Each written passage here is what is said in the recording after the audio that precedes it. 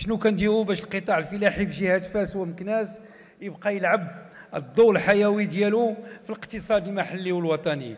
اولا توسيع مركز مكناس الزراعي، وهو مشروع كبير المساحه ديالو اكثر من 276 هكتار.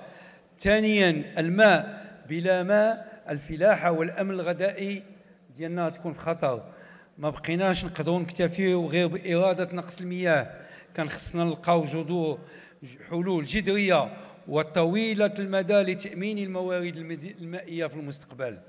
كنشتغلوا اليوم مع الفلاحه باش نستغلوا المياه بنجاعه، كنوفروا تقنيات حديثه كتوفر الماء وكتزيد من الانتاجيه في نفس الوقت، وكنستغلوا بشكل امثل المياه المخزنه في السدود. نتكلموا لكم على السد ديال المدز اللي يلاه كمل.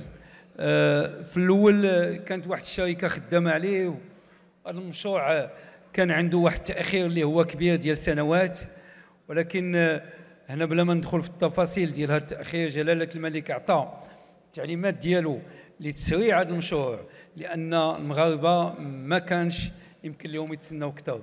كلفنا شركه مغربيه بهذه المهمه، وقفنا على هذا الشونتي، والحمد لله تقدر يتنجز الان في 8 شهور قبل الموعد المحدد. سد مدز غادي يسقي 10000 هكتار في سهل سايس، ومازال 20000 هكتار اخرى اللي جايه، وسد مدز غادي يوفر السقي الفلاحه وغادي يحمي المنطقه من الفيضانات. وهذا هو العمل المعقول اللي كيتسناوه المغاربه، والسيد الوزير تكون عنده المناسبه باش يزيد يشرح. 90% من الفلاحه اللي غيستافدوا من هذا السد هما فلاحه صغار، فلاحه اللي عندهم اقل من 5 هكتارات، كيخدموا بيديهم، كيحرثوا ارضهم باش يحافظوا على رزقهم وعلى فلاحتهم. هاد الناس هما الاولويه ديالنا.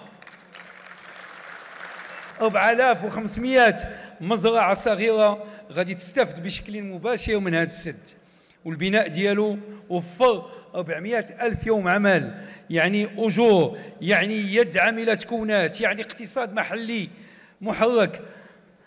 وهذا المشروع غادي يخلق 10,000 منصب شغل، وغادي يرفع من دخل الفلاحين من 30,000 حتى ل 50,000 درهم لكتار.